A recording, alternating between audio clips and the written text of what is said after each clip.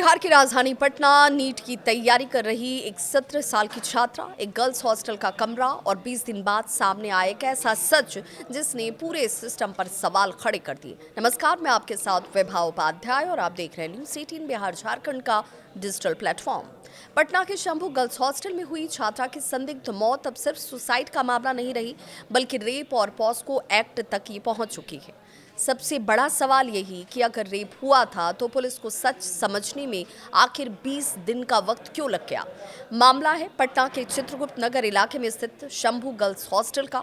6 जनवरी 2026 को जहानाबाद जिले की रहने वाली 17 साल की नीट छात्रा अपने हॉस्टल के कमरे में बेहोशी की हालत में मिलती है। हॉस्टल स्टाफ ने पुलिस को बुलाने के बजाय उसे सीधे एक निजी अस्पताल में भर्ती करवा दिया। डॉक्टरों ने कहा छात्रा ने नींद की गोलियां ज्यादा खा ली हैं, उसे टाइफाइड जैसी बीमारी भी है और इसी आधार पर मामला धीरे धीरे सुसाइड की तरफ मोड़ ले लेता है। छात्रा का इलाज लगभग 5 दिनों तक चलता है, लेकिन 11 जनवरी 2026 को इलाज के दौरान ही छात्रा की मौत हो जाती है। यहीं से कहानी ने एक खतरनाक मोड़ ले लिया। मौत की सूचना मिलने के बाद परिवार पटना पहुंचा। परिजनों ने आरोप लगाया कि छात्रा के शरीर पर चोट के निशान थे, प्राइवेट पार्ट्स में गंभीर इंजरी थी, खून के धब्बे मिले। परिवार ने साफ कहा यह सुसाइड नहीं, रेप और हत्या का मामला है, लेकिन पुलिस ने परिवार की बातों को गंभीरता से नहीं लिया। यहाँ सबसे बड़ा सवाल उठता है कि घटना 6 जनवरी को हुई, लेकिन पुलिस हॉस्टल नहीं पहुंची, एफआईआर दर्ज नहीं की गई, कमरे को सील नहीं किया गया, सीसीटीवी और डिजिटल सबूत सुरक्षित नहीं किए गए। बताया ये जाता है कि घटना के दिन हॉस्टल ऑनर और स्टाफ खुद छात्रा को अस्पताल लेकर पहुंच गए। 7 जनवरी परिवार पटना पहुंचा और पुलिस को शिकायत दी। पुलिस उस दौरान कहती है कि ओवरडोज का मामला है। 8 जनवरी छात्रा की हालत बिगड़ती है और अब भी कोई एफआईआर दर्ज ही नहीं हुई। है ना आश्चर्यजनक बात। 9 जनवरी को परिवार ने चोट की तस्वीर को दिखाया, फिर पुलिस से ये कहती है कि भाई ये सुसाइड थ्योरी जो है, अगर सुसाइड भी है तो इस जांच के दायरे में इसे जोड़ा जाए। फिर भी सुसाइड थ्योरी पर ही पुलिस जो है अड़ी नजर आई। 10 जनवरी छात्रा को दूसरे अस्पताल में शिफ्ट किया गया और 11 जनवरी को छात्रा की मौत हो जाती है। पोस्टमार्टम कराया जाता है, लेकिन रिपोर्ट आने में देरी इन सबके बीच परिवार की हर गुहार जैसे अनसुनी रह गई। लगभग 20 दिन के बाद जब एफएसएल की रिपोर्ट सामने आई तो पूरे मामले की दिशा ही जैसे बदल चुकी थी।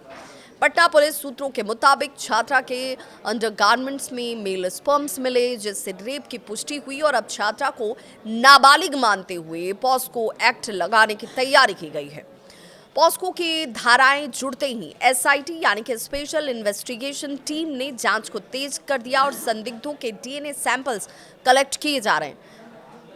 सैंपल जांच के लिए जितने भी अभी तक तकरीबन 15 डीएनए सैंपल्स कलेक्ट किए गए हैं, जिन्हें भेजा गया है जांच के लिए। लेकिन सवाल अब भी बरकरार है, अगर एफएसएल से रेप की पुष्टि हुई तो शुरुआती जांच में ये सब क्यों नहीं सामने आया? क्यों जांच का दायरा शुरू से ही इस दिशा में नहीं मुड़ा? पुलिस हॉस्टल क्यों नहीं पहुंची? एफआईआर दर्ज करने में इतनी देरी क्यों की गई? अहम सबूत सुरक्षित क्यों नहीं किए गए? क्या समय रहते जांच होती तो सच पहले सामने नहीं आ सकता था? परिवार का आरोप है कि अगर पुलिस ने शुरू से ही इसमें गंभीरता दिखाई होती तो संभवतः आज तस्वीर कुछ और होती। अब जब रेप और पॉस्को की पुष्टि हो चुकी है तो पूरे राज्य की निगाहें पटना पुलिस और सरकार पर है। सवाल साफ है, क्या पीड़ित छात्रा को इंसाफ मिलेगा? क्योंकि अब जांच के दायरे में डीएनए टेस्ट में 15 लोगों के सैंपल्स लिए गए हैं, 25 लोगों के सैंपल्स लिए जाने बाकी हैं और शक के आधार पर जो लोग दायरे में आ रहे हैं उन सभी के डीएनए का मिलान किया जाएगा। क्या जिम्मेदार अफसरों पर कोई कार्रवाई होगी? ये मामला सिर्फ एक छात्रा की मौत का नहीं बल्कि हॉस्टल सुरक्षा का है, पुलिस जांच और सिस्टम की जवाबदेही का भी है।